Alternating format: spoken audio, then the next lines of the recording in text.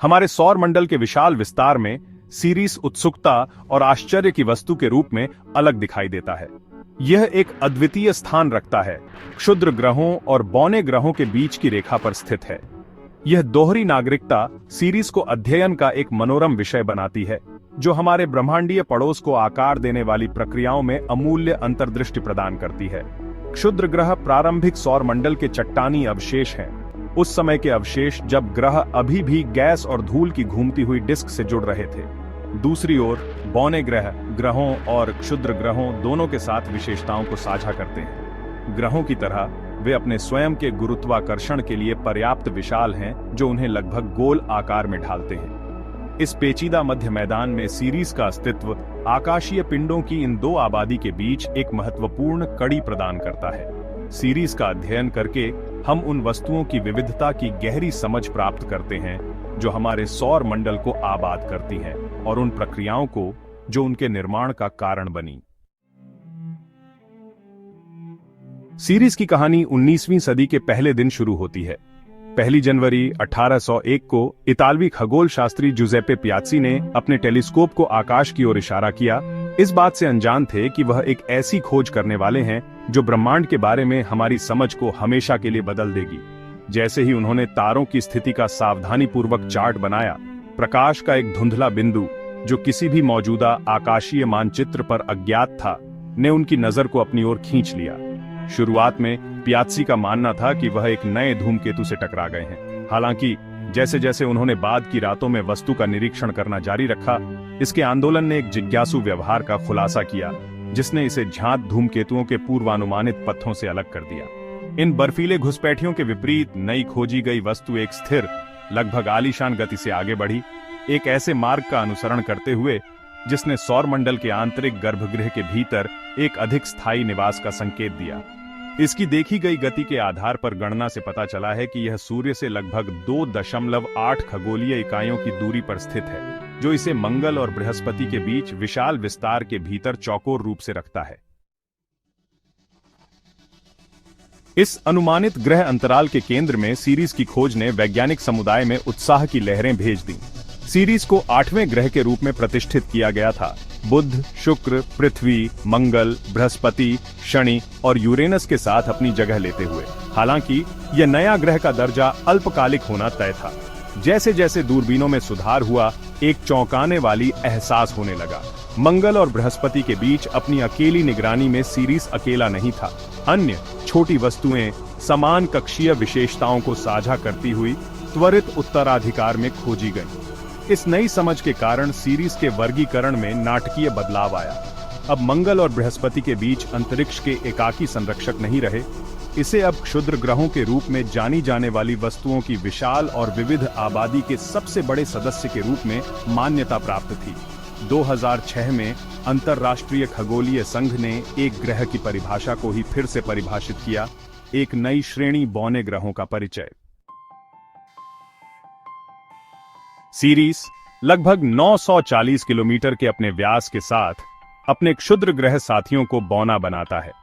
यह क्षुद्र ग्रह बेल्ट का निर्विवाद राजा है, जो बेल्ट के कुल द्रव्यमान का लगभग 1/3 हिस्सा है।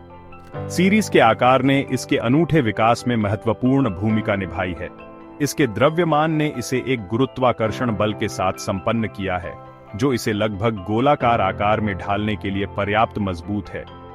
यह विशेषता सीरीस को अधिकांश क्षुद्र ग्रहों से अलग करती है, जो आकार में अनियमित होते हैं। सीरीस का अपेक्षाकृत बड़ा आकार एक विभेदित इंटीरियर पर भी संकेत देता है, जो बड़े ग्रहों के साथ साझा की जाने वाली विशेषता है, लेकिन छोटे क्षुद्र ग्रहों में कम आम है। इस भेदभाव का तात्पर्य है कि सीरीस का आंतरिक भाग चट्टान और बर्फ का एक सजातीय मिश्रण नहीं है, बल्कि अलग अलग परतों में विभाजित है। यह प्रक्रिया, जिसे विभेदन के रूप में जाना जाता है, ग्रहों के पिंडों के विकास में एक मौलिक चरण है, जो उनकी आंतरिक संरचना को आकार देती है और उनकी दीर्घकालिक भूवैज्ञानिक गतिविधि को प्रभावित करती है।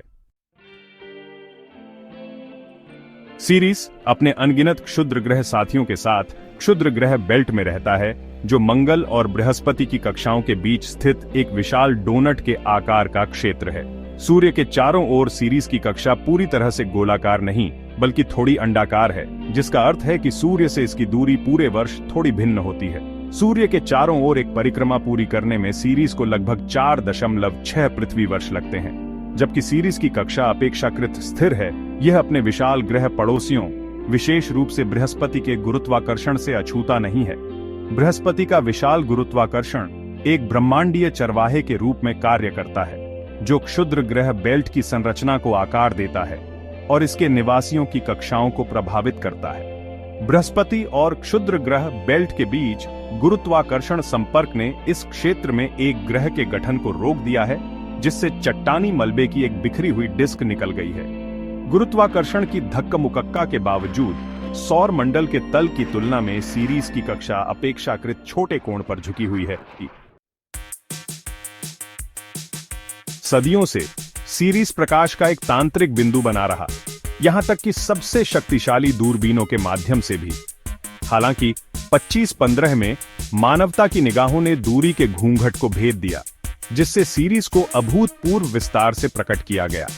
यह उल्लेखनीय उपलब्धि नासा के डॉन अंतरिक्ष यान द्वारा पूरी की गई थी, जो क्षुद्र ग्रह बेल्ट के दो सबसे विशाल निवासियों वेस्था और सीरीज के रहस्यों को उजागर करने के लिए भेजा गया एक रोबोटिक खोजकर्ता था। सीरीज के लिए डॉन के मिशन ने सौर मंडल की हमारी खोज में एक नया अध्याय चिह्नित किया।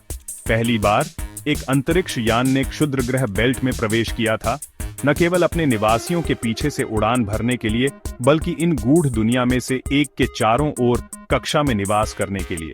वैज्ञानिक उपकरणों के एक सूट से लैस डॉन ने सीरीज के व्यापक सर्वेक्षण की शुरुआत की। डॉन की सबसे महत्वपूर्ण खोजों में से एक सीरीज की सतह पर पानी की बर्फ की उपस्थिति थी। इस खोज के शुरुआती सौर मंडल की हमारी समझ और पानी के वितरण के लिए गहरा निहितार्थ है, जो जीवन के लिए एक महत्वपूर्ण घटक है, जैसा कि हम जानते हैं। जैसे ही डॉन के कैमरों ने सीरीज की सतह की छवि के बाद छवि पर कब्जा कर लिया, अप्रत्याशित विविधता और जटिलता की दुनिया उभरी। बंजर और बेजान चट्टान होने से कोसों दूर सीरीज ने विभिन्न प्रकार की भूवैज्ञानिक प्रक्रियाओं द्वारा गढ़ी गई एक लैंडशाफ्ट का खुलासा किया। सीरीज की सतह की सबसे खास विशेषताओं में से एक क्रेटर की प्रचुरता है, जो क्षुद्र ग्रहों और धूमकेतुओं की लगातार बमबारी के मूक प्रमाण है।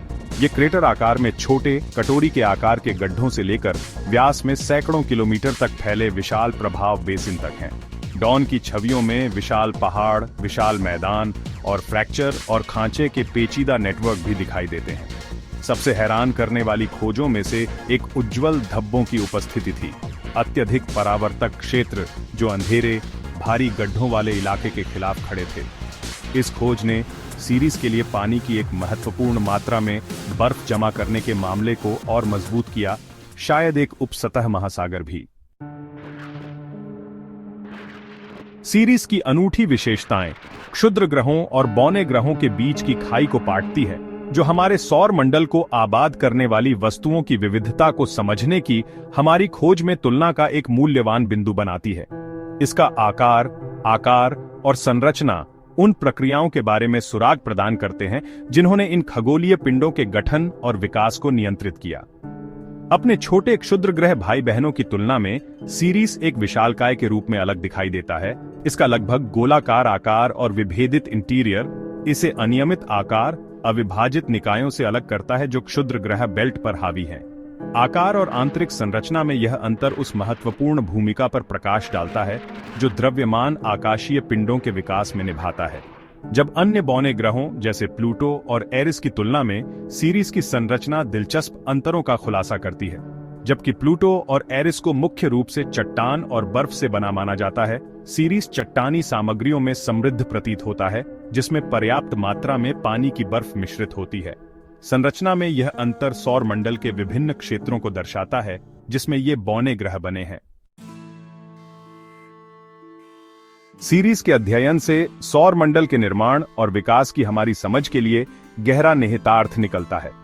सीरीज की संरचना, आंतरिक संरचना और सतह की विशेषताओं में बंद सुरागों को एक साथ जोड़कर हम गुरुत्वाकर्षण, गर्मी और रसायन विज्ञान के जटिल नृत्य के लिए गहरी सराहना प्राप्त करते हैं, जिसने आज हम जिस सौर मंडल को जानते हैं उसे जन्म दिया। क्षुद्र ग्रह बेल्ट में सीरीज का स्थान प्रारंभिक सौर मंडल के अराजक वातावरण में बहुमूल्य अंतर्दृष्टि प्रदान करता है। बृहस्पति के गुरुत्वाकर्षण प्रभाव ने इस क्षेत्र में सामग्री को एक पूर्ण ग्रह में बदलने से रोक दिया, जिससे क्षुद्र ग्रहों की एक बिखरी हुई डिस्क निकल गई, जिसमें सीरीज सबसे बड़ा सदस्य था। सीरीज की सतह पर पानी की बर्फ की उपस्थिति और एक उपसतह महासागर की संभावना प्रारंभिक सौर मंडल के जल वितरण के बारे में दिलचस्प सवाल उठाती है। पानी जीवन के लिए एक महत्वपूर्ण घटक है, जैसा कि हम जानते हैं, और सीरीज पर इसकी उपस्थिति बताती है कि जीवन के निर्माण खंड क्षुद्र ग्रहों और धूमकेतुओं द्वारा आंतरिक सौर मंडल में वितरित किए गए होंगे। सीरीज की अनूठी विशेषताएं इसे भविष्य की खोज के लिए एक संभावित लक्ष्य बनाती हैं, रोबोटिक और शायद एक दिन मानव दोनों।